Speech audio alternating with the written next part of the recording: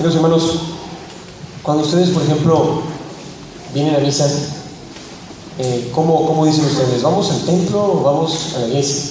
¿Cuál es la...? ¿Vamos a misa? Durante mucho tiempo se decía, vamos a oír misa. Porque como estaba en latín, no se pilla, no se entendía.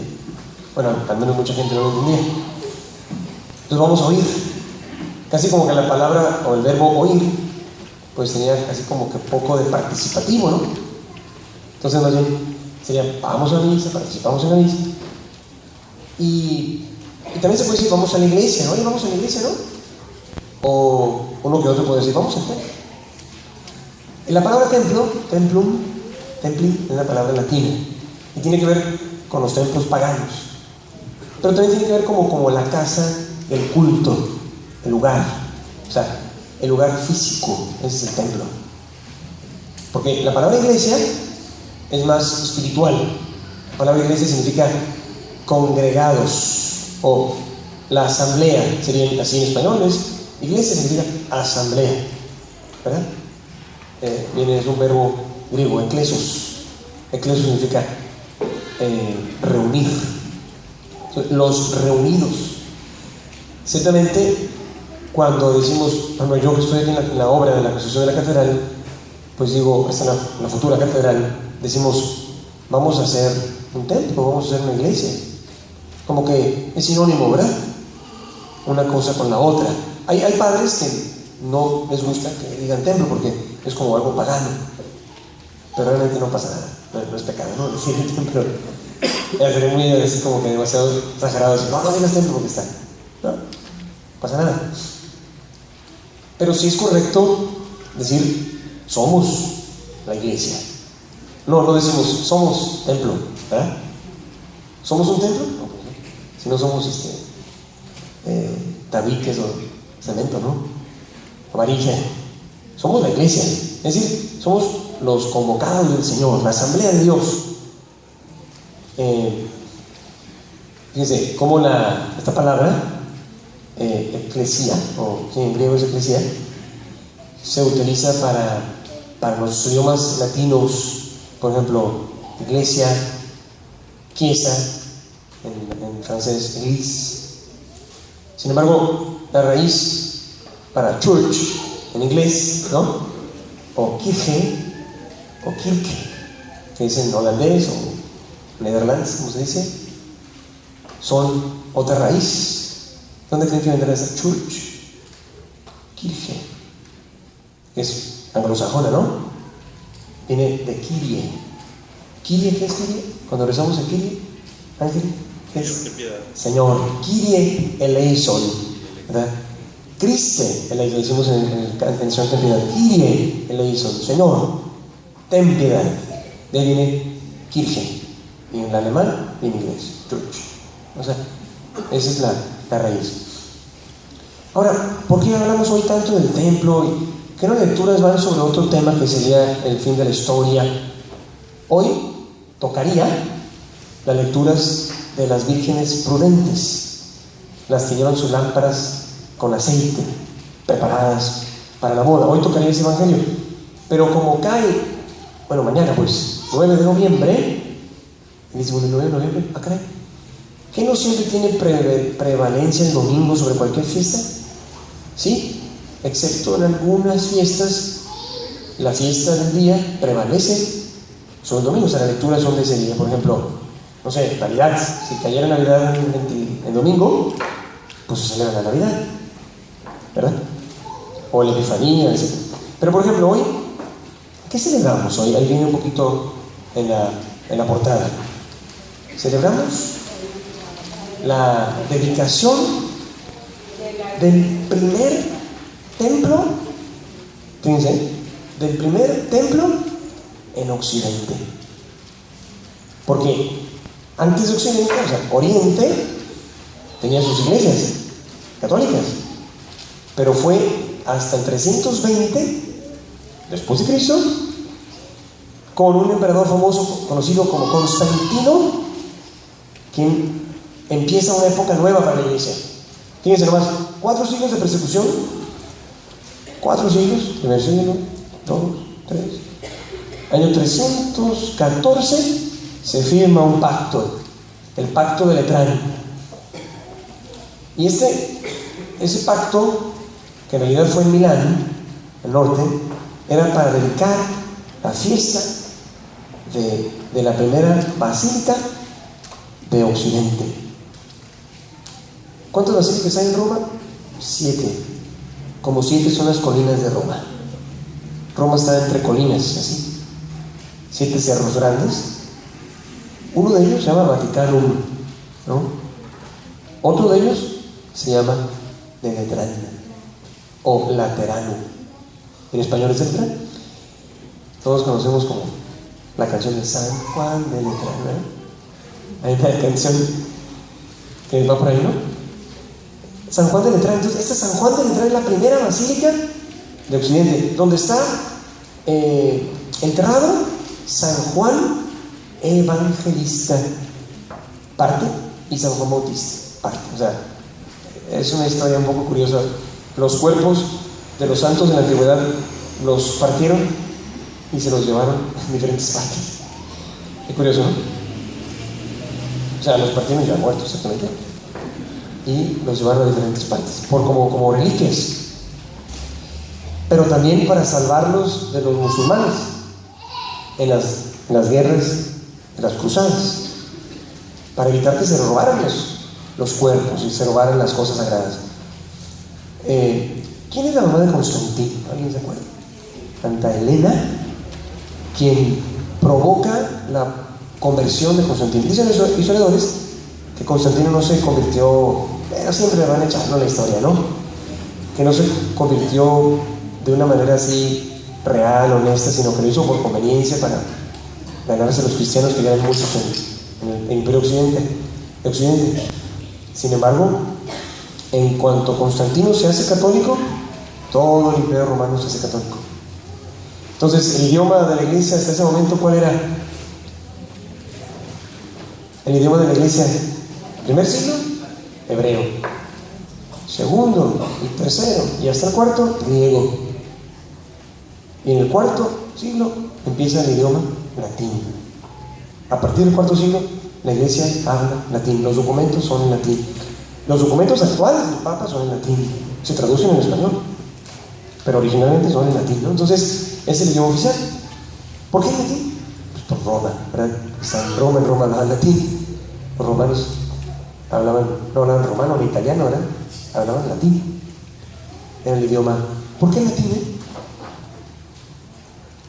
Porque la región de Roma se llama Lazio. De hecho, hay un equipo de fútbol que se llama Lazio, ¿no? El Lazio, que es el eterno rival de Roma.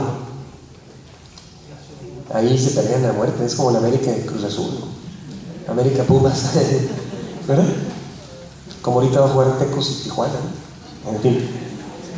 Entonces, por eso me voy a apurar, ¿verdad?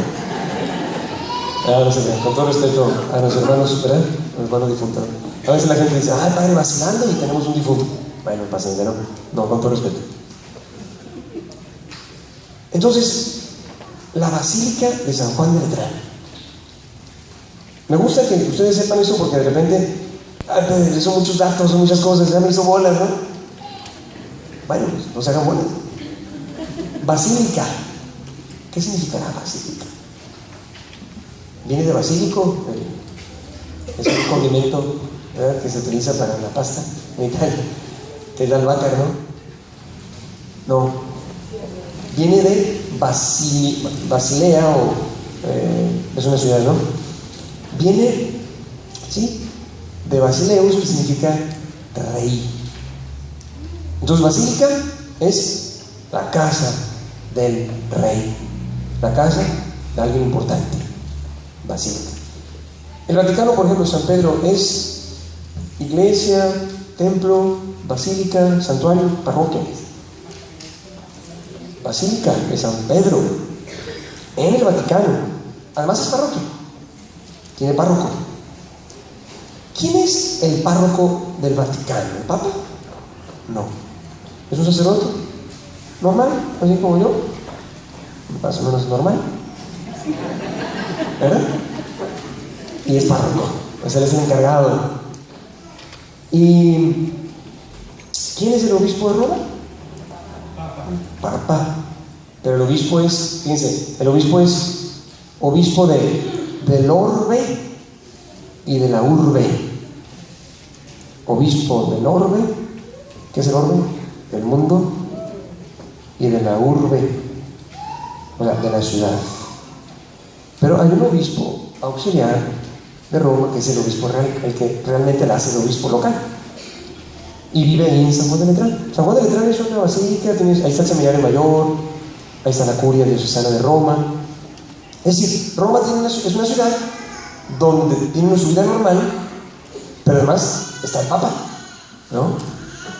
Interesante. Entonces, el día de hoy celebramos la Basílica de Letrán. Pero esto nos tiene que llevar a algo espiritual, ciertamente, y algo que nosotros lo tenemos como la parte fundamental de nuestra vida cristiana.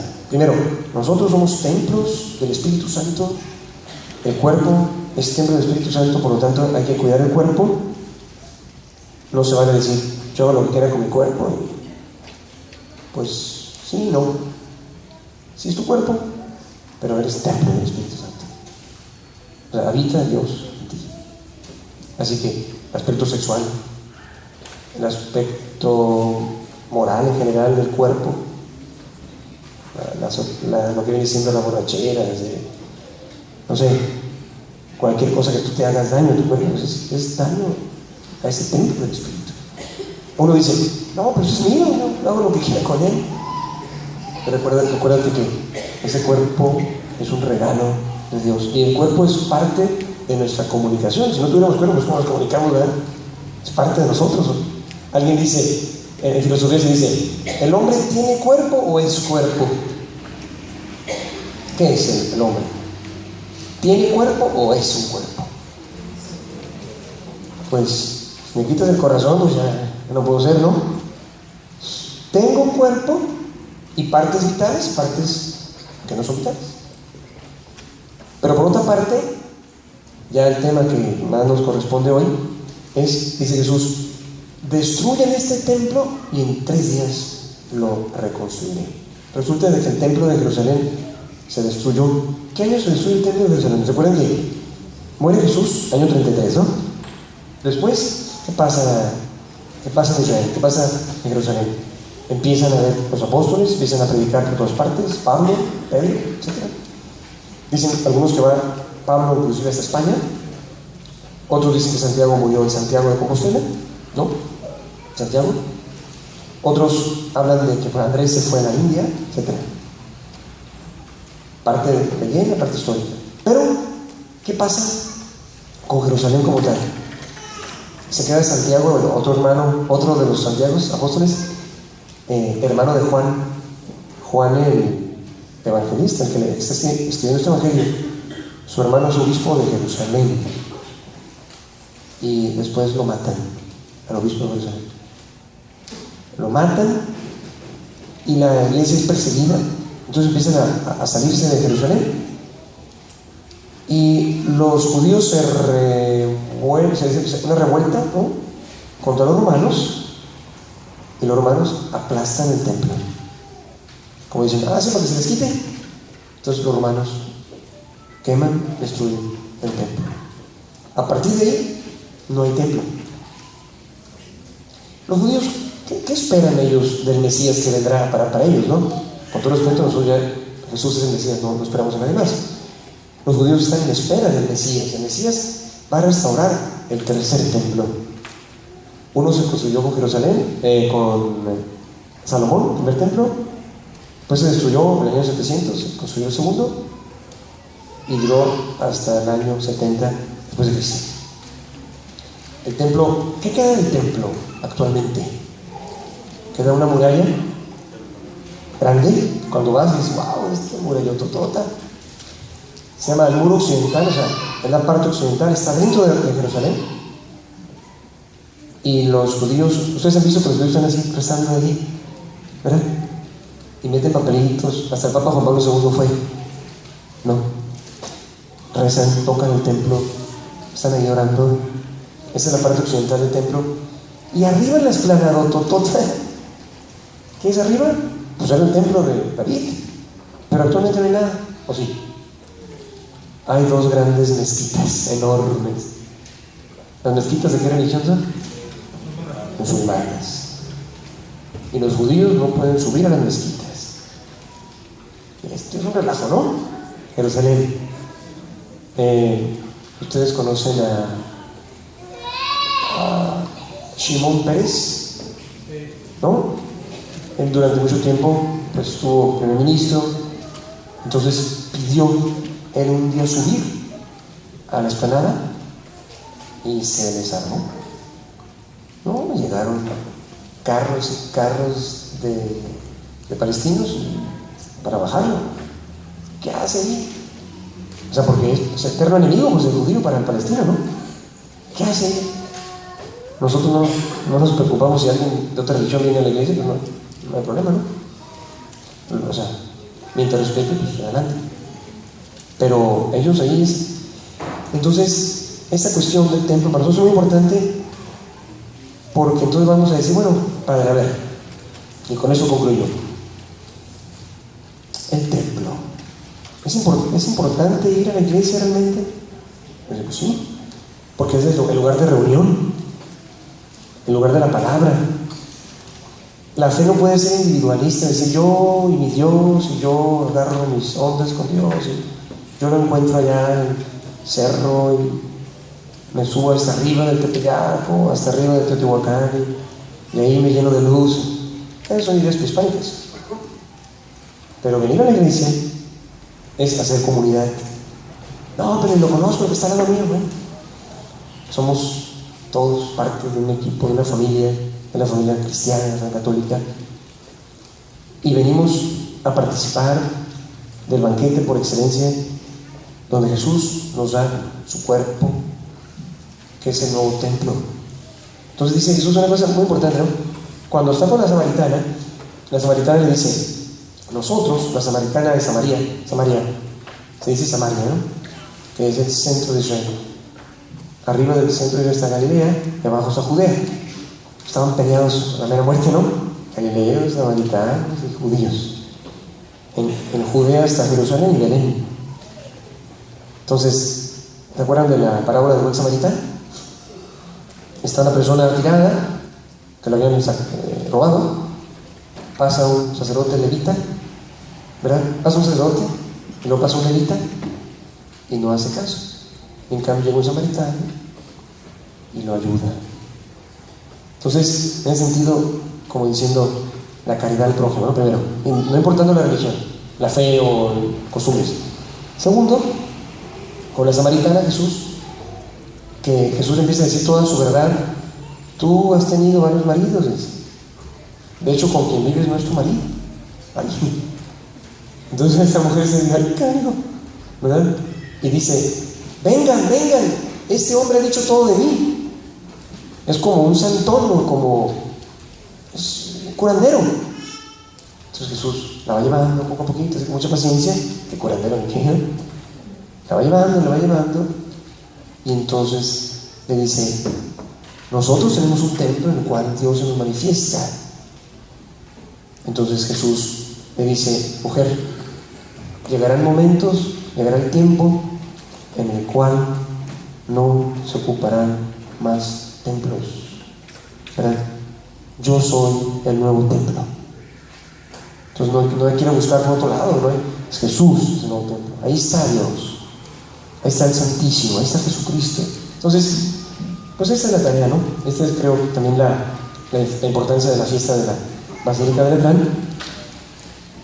Además de la cuestión de que Jesús saca a los vendedores del templo, ¿verdad? Porque estaban vendiendo palomas y cosas que eran para el sacrificio.